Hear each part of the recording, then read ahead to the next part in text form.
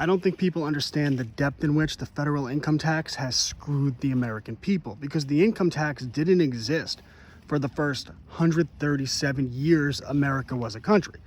It was implemented in 1913, and shortly after that, the income tax would become the government's primary source of generating revenue. The government would basically own your labor. So you're taxed at 33%.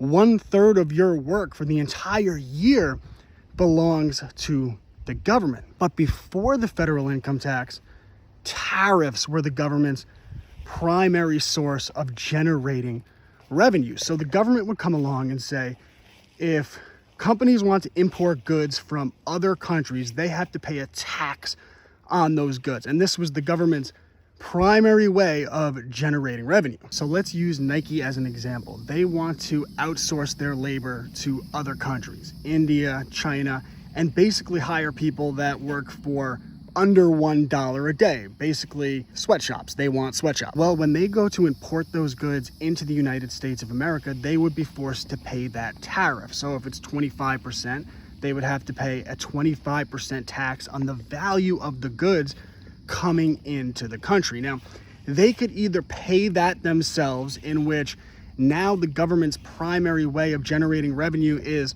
through these international corporations that want to outsource labor and do international business, or they could negotiate with the company that they're importing from. I mean, in this case, it's themselves. But if they're working with another company, they could say, hey, if you want us to keep manufacturing in China, if you want us to keep manufacturing in India, you have to help us with these tariffs. And now the government's primary way of generating revenue would not be by taking money from you, the federal income tax, but it's from charging those international corporations and corporations that are in other countries. Isn't that a lot better than them taking the money from me and you? And yes, the price of international goods might go up. In fact, the price of goods will go up, but that's okay, because there's also an additional incentive for companies like Nike and all companies now to manufacture goods in America, which means American manufacturing would boom. And this isn't theory. This is what had actually happened, and what the federal income tax really took away from us. Because from the period of 1860 to 1900, America had emerged as the preeminent manufacturing country in the world. American steel, American oil. Europeans would come to America and they couldn't believe that we had electric powered curling irons. The United States of America, our country, had become the innovative center of the world, and jobs were booming. People talk about 1910, 1920, 1930 with the unions, with Detroit, and Detroit being the manufacturing center of the world. But that was really all of the United States of America. But once the federal income tax was passed, once that was established, the government no longer needed tariffs to be its primary source of revenue. Now the primary source of revenue was reaching directly into our pockets.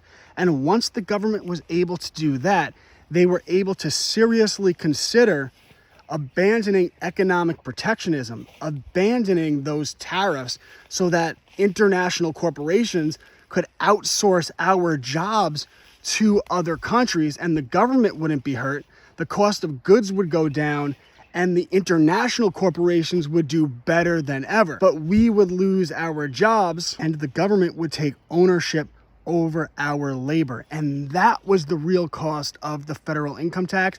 And that's the conversation they don't want Americans having. They want us arguing over, should we pay 50% taxes or go with the Republicans and pay 45% taxes? But when you read a lot of history, you know that it was really always about tariffs. It was really always about banking. It was really always about the gold standard. And this is why people like Andrew Jackson and William McKinley were so popular, because they were fighting against that internationalism that had tried to creep its way into America from 1776, when America had broken away. And things haven't always been this way, and they don't have to remain this way. But we have to teach our kids right. And this is why I write books on how the money system was conquered, how information is controlled, how corporations corrupt systems, the history of fake news, our rights, and so much more. ClassicalLearner.com